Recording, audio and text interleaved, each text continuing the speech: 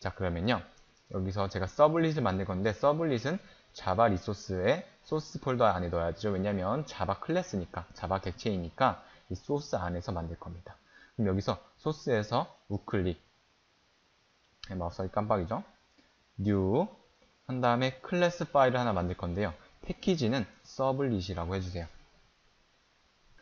자, 그 다음에 이름을 헬로 서블릿이라고 하겠습니다. 웹 프로그래밍 들어와서 처음으로 자바 클래스 만드는 거죠. 자바 코딩을 처음 하는 겁니다. 자, 그 다음에 그냥 피니시를 해주세요. 그러면은 이 빈털터리인 이 hello sublit.java라는 파일이 하나 만들어졌죠. 자, 그러면 여기서 해야 될 게 있는데요. 이 hello sublet이라는 기능, 이 클래스가 서블릿으로서 기능을 다 하려면 extend에서요. extend에서 http sublet이라는 요거 말하는 겁니다. 요 http sublet이라는 클래스를 상속을 받아야 돼요. 자, 그러면 이렇게 상속이 됐죠. 임포트가 돼서 상속이 됐습니다. 이 http sublet의 위치는 javax.sublet.http라는 패키지 안에 있죠. 요 패키지는요, java runtime environment, 즉 여기에 있는 라이브러리입니다. 이 JR 라이브러리에 들어있어요. 이렇게 임포트를 해왔고요. 얘는 이제 서블릿으로서 기능을 할 준비가 되어 있는 겁니다. 이 헬로 서블릿이라는 게. 그럼 여기서 http 서블릿이 가지고 있는 메서드가 있는데요. 그거를 하나 오버라이딩을 한번 해볼게요. Alt Shift S 해서요. 여기서 override implement method라는 게 있죠. 아니면 우클릭 해주시고요. 여기서 소스라는 게 있죠. 이 Alt Shift S입니다.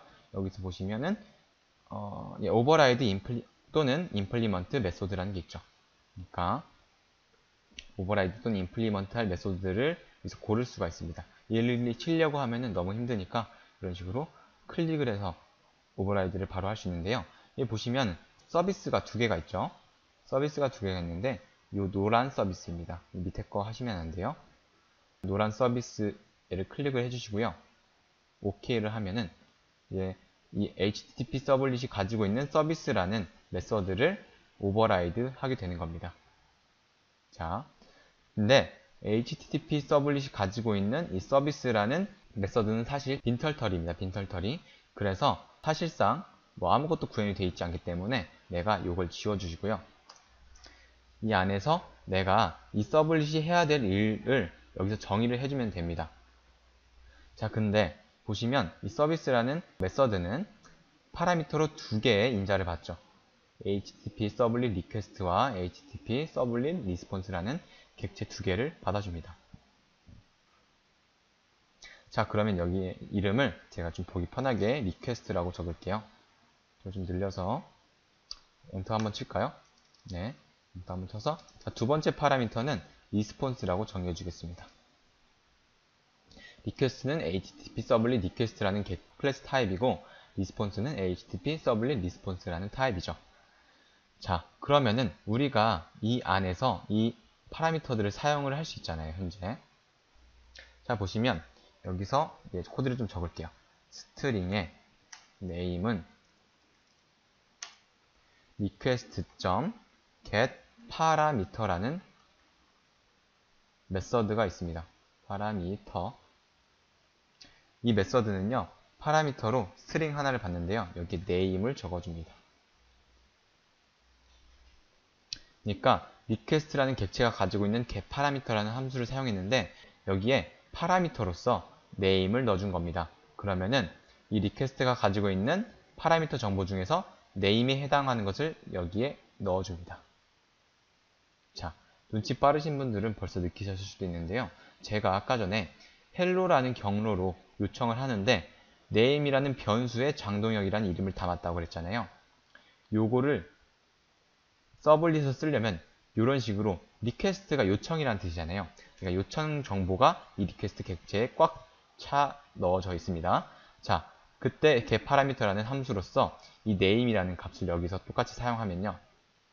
장동혁이라는 데이터가 여기에 담깁니다. 이런 식으로 클라이언트에서 보내준 데이터를 서블릿이 사용할 수 있는 겁니다.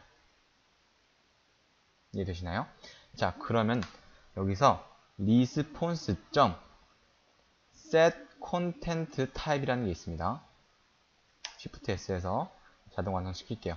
set content type이라는 게 있는데 얘는 파라미터로 문자를 하나 받습니다. 여기에서 response라는 것은 응답 객체죠.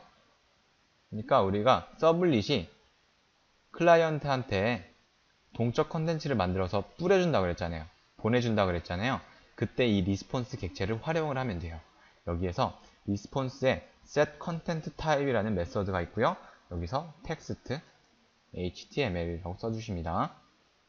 자, 그리고 여기서 캐릭터 셋을 char set을 는 해서 utf8이라고 인코딩 형식도 적어 넣어줄게요. 자, 이 리스폰스가 응답을 하는데 활용하는 객체라고 제가 말씀드렸죠. 여기서 set content type이라는 메서드는 우리가 응답을 할 때 내가 응답하는 내용이 어떤 내용인지 설정하는 그런 함수입니다. 그런 메서드죠. 여기에 내가 응답하는 데이터의 타입이 텍스트의 HTML이라는 MIME 타입이고 이 MIME 타입은 웹에서 쓰는 그런 타입이에요. 여기에 뭐 이런 식으로 오디오에 뭐 mp3라고 하면은 이게 오디오 타입의 mp3라는 확장자를 가지고 있다는 거거든요. 그래서 여기에서 텍스트에 html이라고 쓰면요. 이 문서의 종류는 이 데이터의 종류는 텍스트고 확장자는 html이라고 보내주는 겁니다. 자, 그리고요. 여기서 세미콜론 한 다음에 속성을 한 가지 더 넣었죠. 여기서 캐릭터 셋이라고 하는 거는 이 반환하는 텍스트에 내가 반환하려고 하는 텍스트의 인코딩을 UTF-8로 삼아라라는 거죠. 그러니까 네가 얘를 디코드 할 때 UTF-8로 디코딩 하면은 깔끔한 문자를 네가 볼 수 있다라는 거죠. 사실 우리가 어떤 컴퓨터가 네트워크 상으로 데이터를 주고받을 때 실제 뭐 가나 다라라는 문자를 보내지는 않아요. 얘를 인코딩을 합니다. 숫자나 아니면 전기 신호 같은 걸로. 그러니까 인간은 알아보지 못하는 거죠. 그러니까 이 네트워크 선을 따라가서 갈 수 있는 그런 전기 신호로 인코딩을 하는데 내가 이걸로 UTF-8로 인코딩을 했으니까 네가 얘를 받으면 UTF-8로 디코딩을 하면은 너는 내가 보내려고 하는 파일을 그대로 다 받을 수 있다. 요런 겁니다. 그렇죠? 그러니까 인코딩이라는 건 하나의 암호하고요. 그리고 이 디코딩이라고 하는 건 하나의 복화예요. 암호를 푸는 겁니다. 자, 그거는 간단하게 이 정도만 설명드리겠고요. 이제 컨텐트 타입, 그러니까 반환하는 데이터의 컨텐트 타입을 여기서 정의를 했으니까 여기서 response.getWriter라는 함수가 있어요. getWriter라는 메서드를 사용하게 되면 제가 요즘에 자바스크립트를 많이 해서 계속 함수라고 그러는데 메서드죠. 함수를 사용하게 되면요. 얘 반환형을 한번 볼까요? 여기에 마우스를 올리고 계시면 printWriter라고 알려주죠. 이거의 리턴 값이 printWriter입니다. 이 printWriter라는 것은 우리가 자바 할 때 여러분 IO 기억나시나요? 읽기 쓰기 하는 거. 거기서 쓸 때 writer라는 객체가 있었죠. 그러니까 사실 요 리턴 값은 printWriter라는 클래스, 그러니까 객체고요. 그것을 이 printWriter가 가지고 있는 print라는 메서드를 사용하게 되면은 이 리스폰스에 내가 응답할 데이터를 쓸 수가 있어요. 이해되시나요?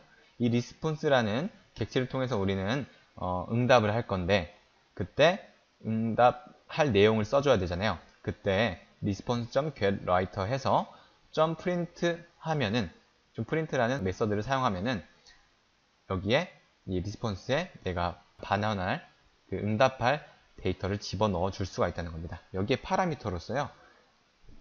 응답할 문자를 넣어주면 돼요. 그러면 이런 식으로 할게요. 파라미터로 name, 그러니까 사용자가 보내준 이 장동영이라는 그 데이터를 여기서 사용을 하고요. 플러스 해서 님 안녕하세요 라고 적겠습니다.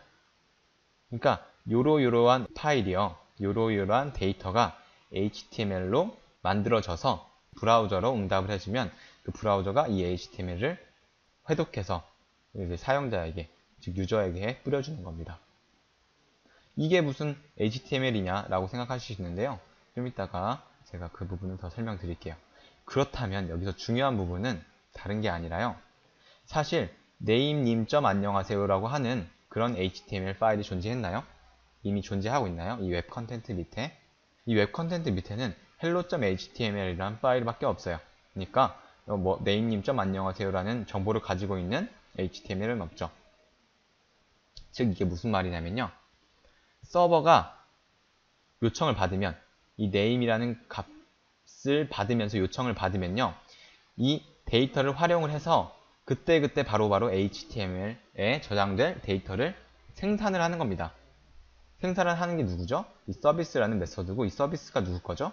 이 hello 서블릿이라는 객체의 메소드죠. 그러니까 결국에 동적으로 HTML을 생산하는 사람은 일꾼은 이 서블릿이라는 자바 객체인 거죠. 이해되시나요? 자, 여기서 응답할 내용과 어떻게 그림을 그릴지는 다 여기서 설정을 해놨죠.